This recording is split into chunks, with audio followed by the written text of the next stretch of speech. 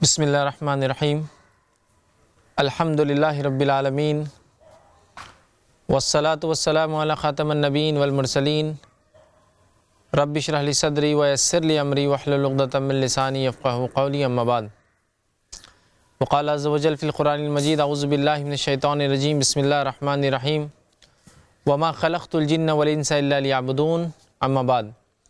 تمام تعریفیں اس اللہ عز وجل کے لیے لائق و زیبا ہے جو تمام جہانوں کا بنانے والا اور اسے پالنے والا ہے، اور درود و سلام اس کے آخری نبی محمد صلی اللہ علیہ وسلم پر۔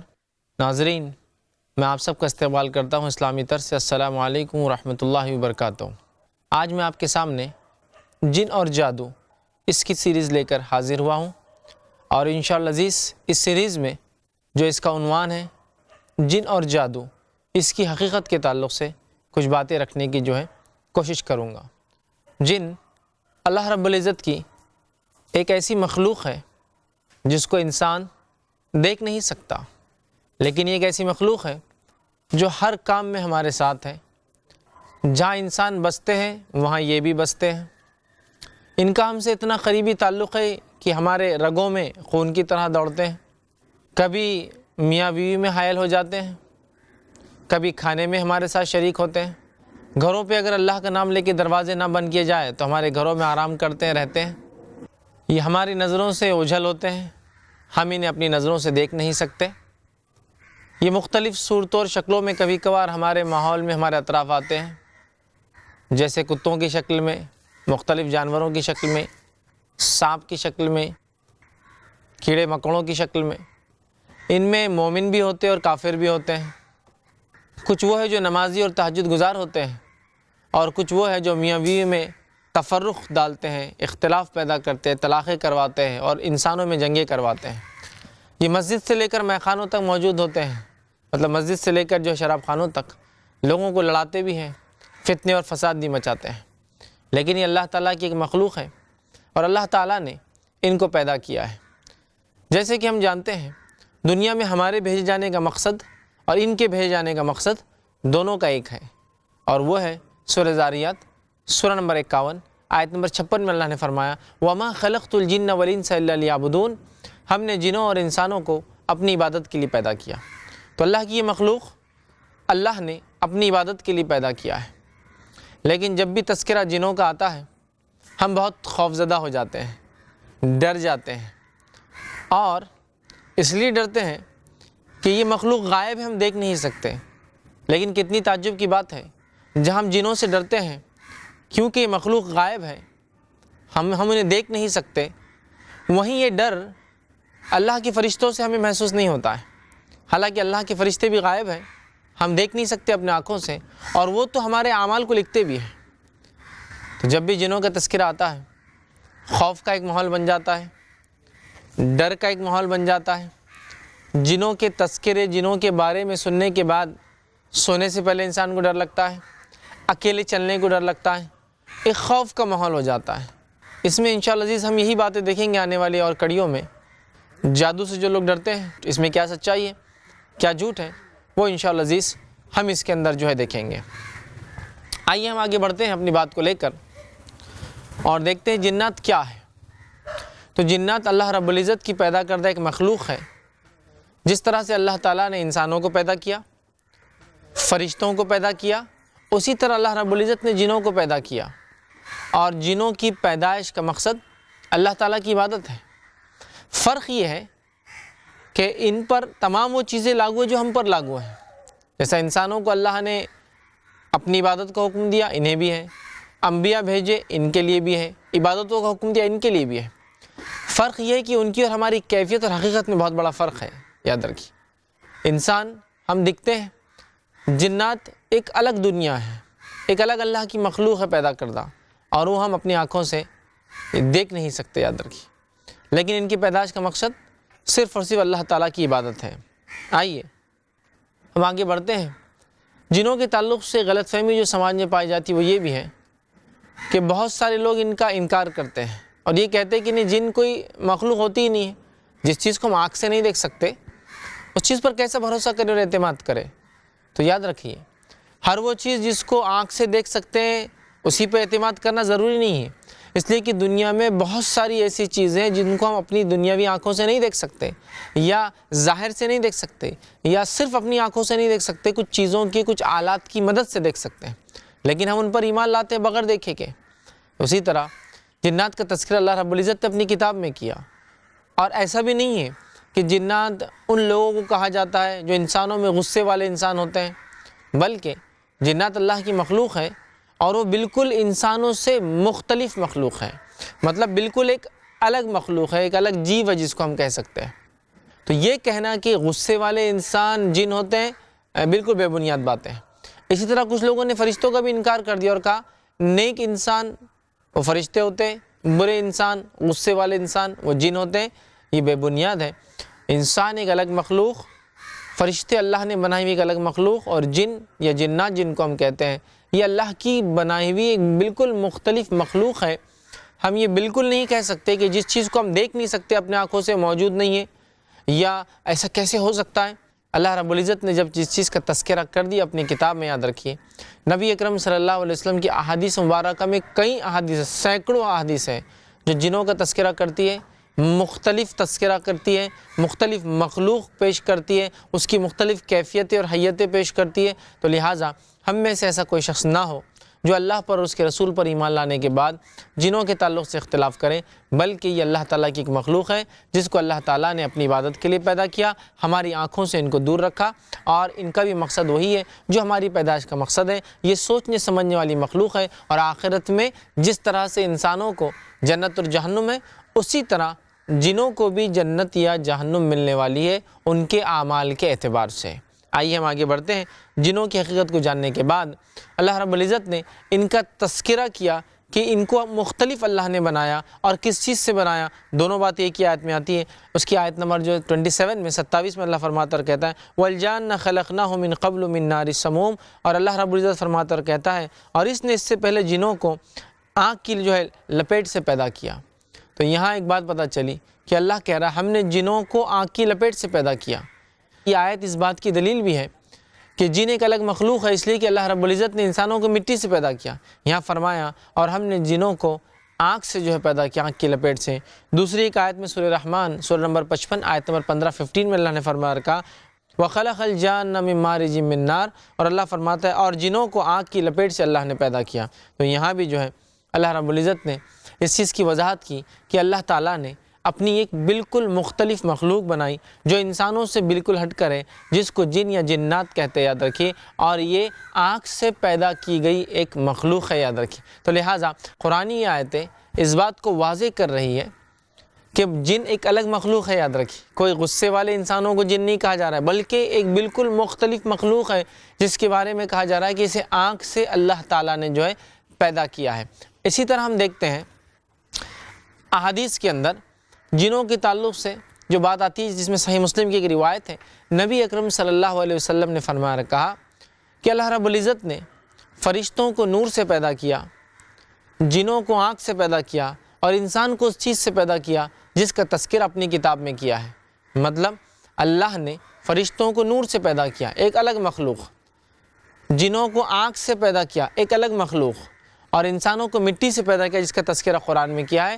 تو فرشتے نوری مخلوق، جن ناری مخلوق، اور انسان خاکی مخلوق۔ مطلب اللہ نے نور سے فرشتوں کو پیدا کیا الگ مخلوق، جنوں کو آنکھ سے، اور انسان کو مٹی سے پیدا کیا۔ یاد رکھیے، تو یہاں حدیث بھی اس کی وضاحت کر رہی ہے کہ یہ تین الگ الگ مخلوق ہے، فرشتے الگ مخلوق ہیں، جن الگ ہے اور انسان الگ ہے۔ فرشتے اللہ کی وہ مخلوق ہے جو مکمل اس کی عبادت اور اطاعت کرتے ہیں، اس کی بندگی کرتے ہیں، کبھی نافرمانی نہیں کرتے۔ لیکن جن اور انسان ایسی دو مخلوق ہے جن کو عقل سمجھ بوجھ دی گئی ہے، حق اور باطل میں فرق سکھایا گیا ہے، اچھے اور برے میں تمیز سکھائی گئی ہے۔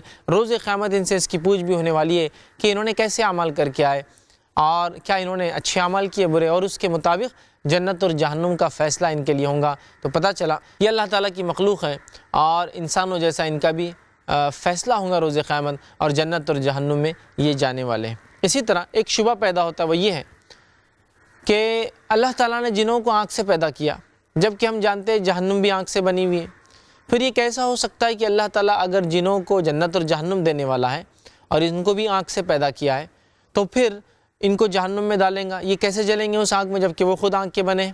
تو یاد رکھیے جن جو آگ کے بنے ہوئے ہیں، جہنم کی آگ اس سے بہت مختلف ہے، بہت زیادہ ہائی انٹینسٹی کی ہے، اور ظاہر سی بات ہے جن جس آگ سے بنے ہوئے وہ جہنم کی آگ کے مقابلے میں بہت کم تر ہے، لہٰذا جن جس آگ سے بنے ہیں جہنم کی آگ چونکہ اس سے زیادہ ہے، جنوں کو بھی آگ کا عذاب ہے، اس لیے کہ جس آگ سے جن بنے وہ ہلکی، اور جہنم کی آگ اس سے کئی گنا زیادہ تپش رکھتی ہے۔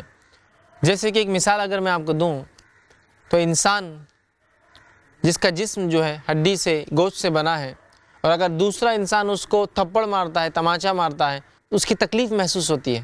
تو سوال یہ کہ انسان بھی تو گوشت سے بنے، ہڈی سے بنے ہیں، اور جس انسان کو مارا جا رہا ہے وہ بھی اسی چیز سے بنا ہے، لیکن جس فورس سے مارا جا رہا ہے وہ اتنا زیادہ ہے کہ حالانکہ دونوں مخلوق مطلب انسان کو مار رہا ہے لیکن وہ لگتا ہے۔ اسی طرح جنوں کو اللہ نے جو آگ سے بنایا ہے وہ بہت ہلکی، یاد رکھیے، اس کے مقابلے جو جہنم کی آگ ہے تو جنوں کو بھی جہنم کا عذاب ملے گا۔ اب ایک سوال کہ جنوں کو اللہ تعالیٰ نے کب پیدا کیا؟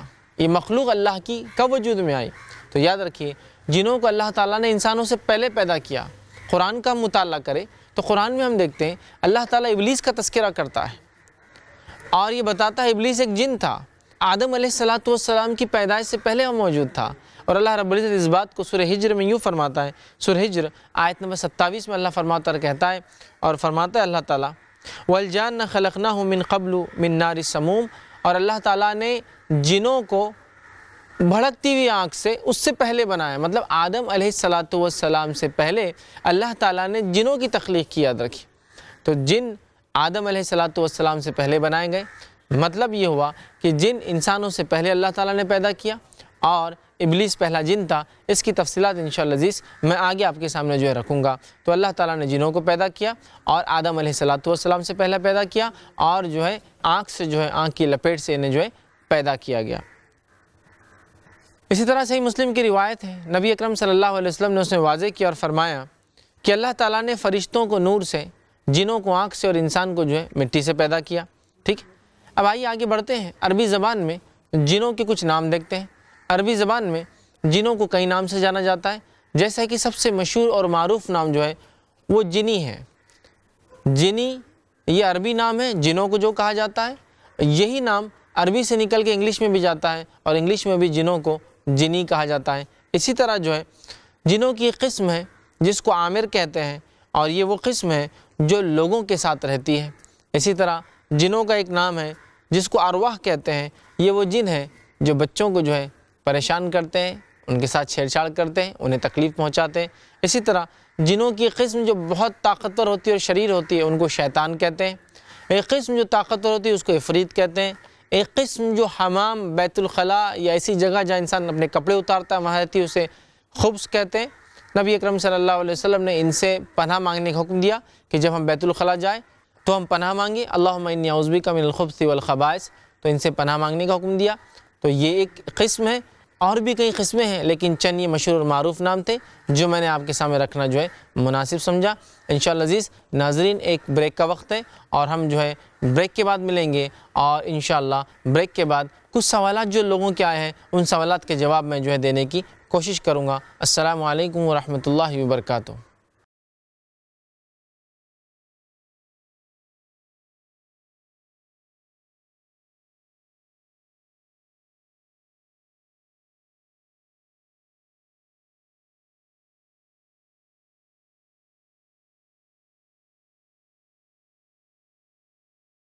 السلام علیکم ورحمۃ اللہ وبرکاتہ۔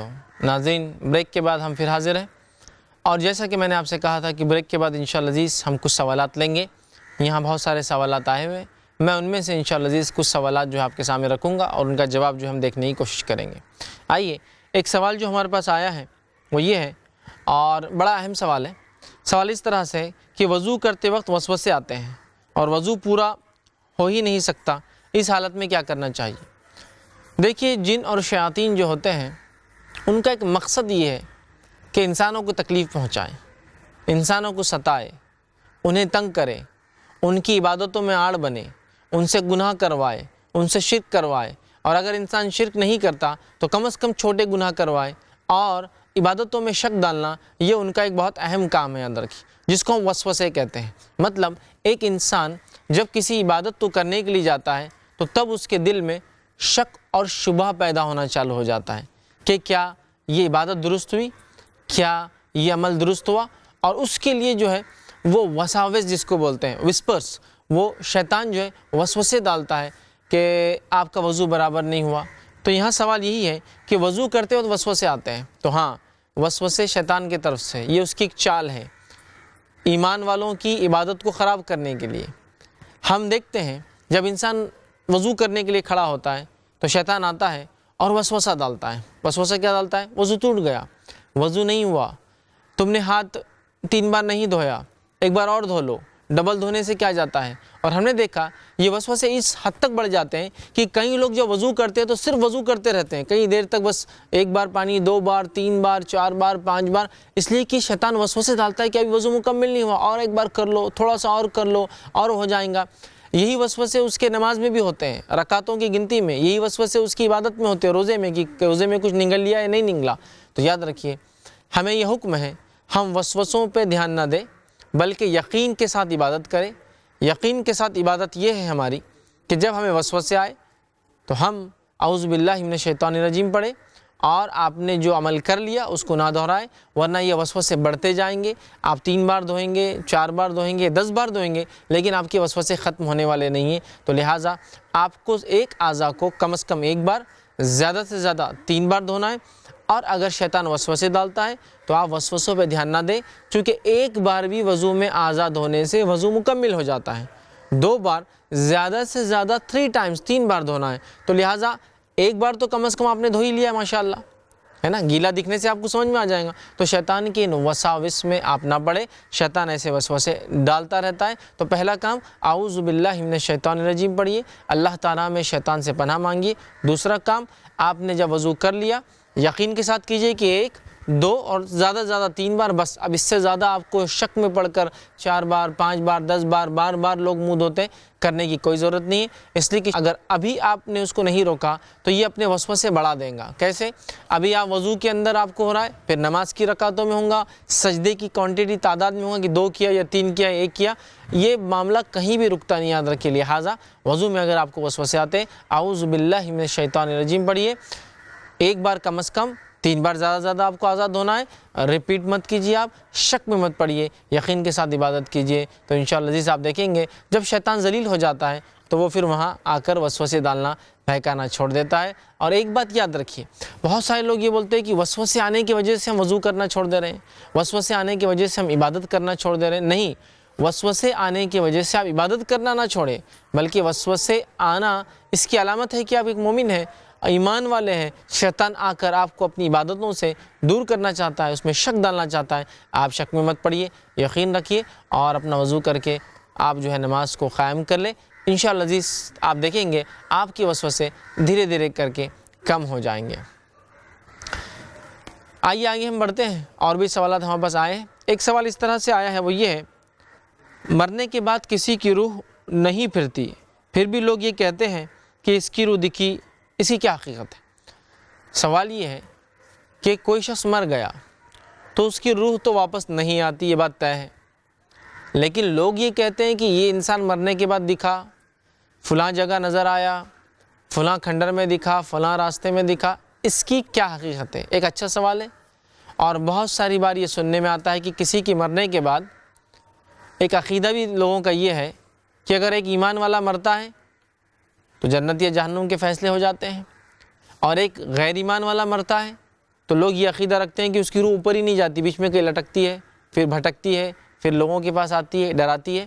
تو ایک بات تو آپ جان لیں، انسان کے مرنے کے بعد اس کی روح دنیا میں آ ہی نہیں سکتی، کسی بھی حال میں، یاد رکھیے، آ ہی نہیں سکتی کسی بھی حال میں، اس لیے کہ اللہ رب العزت نے قرآن میں سورہ مومنون سورہ نمبر 23 آیت نمبر 99 اور 100، 99 اور 100 میں کہا لعلی اعمل صالحا فیما ترک کلا انہا کلمۃ هو قائلها ومن ورائہم برزخ الی یوم یبعثون۔ اللہ فرماتا ہے جب کسی کی موت کا وقت قریب آتا ہے تو اللہ سے وہ شخص مرتا ہوا گزارش کرتا ہے، اے اللہ تھوڑی ڈھیل مہلت دی جائے۔ کیوں؟ لعلی اعمل صالحا فیما ترک، تاکہ دنیا میں جو نیکیاں چھوڑ دیا تھا نہیں کرتا تھا وہ کر کے آؤں۔ اللہ جواب دیتا کلا انہا کلمۃ ہوا قائلھا، ہرگز ایسا نہیں ہوگا، یہ تو تیری ایک بات تھی دنیا میں جس کا تو عادی تھا، قائل تھا، ومن ورائہم برزخ الی یوم یبعثون، اور ان کے دوبارہ اٹھائے جانے تک اس دنیا میں اور ان میں ایک آڑ ہے، برزخ ہے۔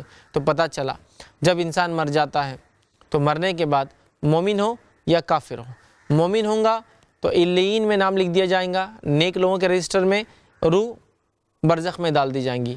بد ہوں گا، برا ہوں گا، سجین میں نام لکھ دیا جائے گا، بدکاروں میں، گناہ گاروں میں نام لکھ دیا جائے گا، روح جو ہے برزخ میں ڈال دی جائیں گی۔ تو لہٰذا مومن ہو یا کافر، روح برزخ میں پہنچ جاتی ہے۔ جب روح برزخ میں پہنچ جاتی ہے تو واپس آنے کا سوال ہی نہیں آتا۔ اب رہا آپ کا سوال کہ پھر یہ کیسے ہوتا ہے کہ لوگ کہتے ہیں کہ فلاں آدمی مرنے کے بعد دکھا، فلاں آدمی دکھا، تو اس کی حقیقت میں آپ کو بتا دیتا ہوں۔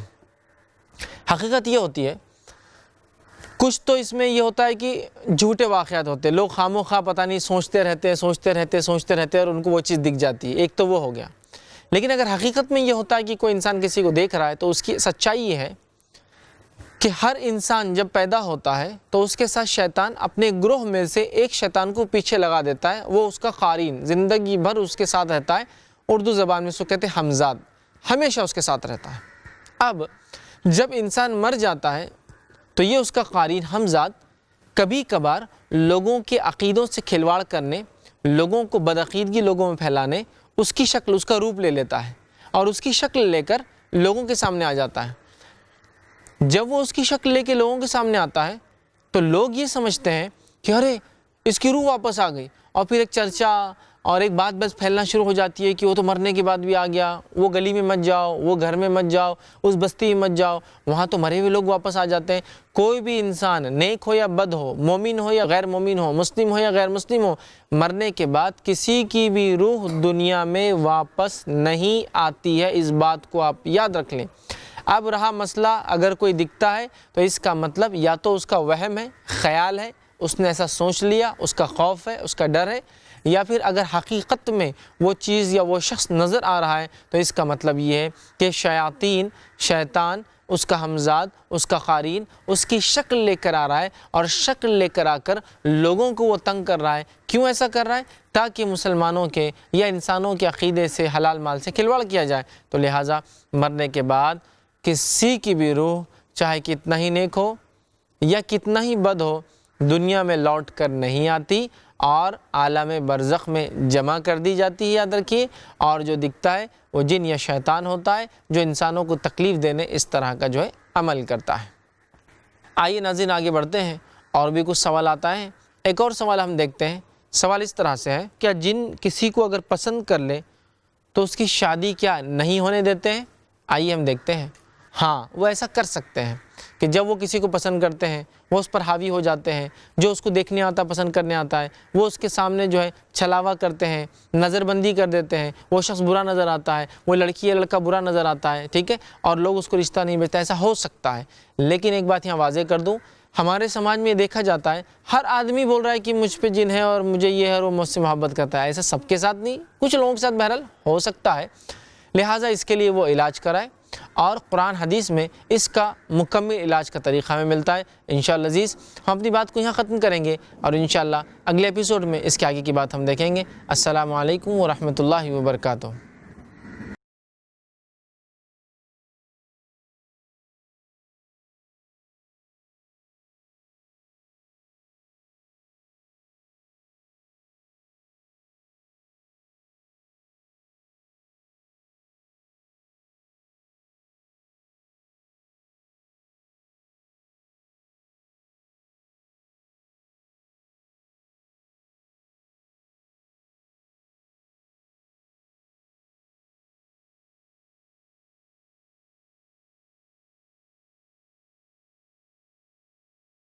السلام علیکم۔ آپ بھی ہمارے اس کام میں تعاون کریں اپنی زکوٰۃ اور صدقات کے ذریعے۔ ڈونیشن ڈیٹیل حاصل کرنے کے لیے ڈونیٹ اس پر کلک کریں۔ اگر آپ کو ہمارا ویڈیو پسند آئے تو اسے شیئر کریں اور ثواب کے حقدار بنیں۔ روزانہ ہمارے نئے ویڈیوز پانے کے لیے یوٹیوب چینل کو سبسکرائب کریں اور بیل آئیکن دبائیں۔ ہم سے دیگر سوشل میڈیا پر جڑنے کے لیے ویڈیو میں دیے گئے IDs کو سرچ کریں۔ جزاک اللہ۔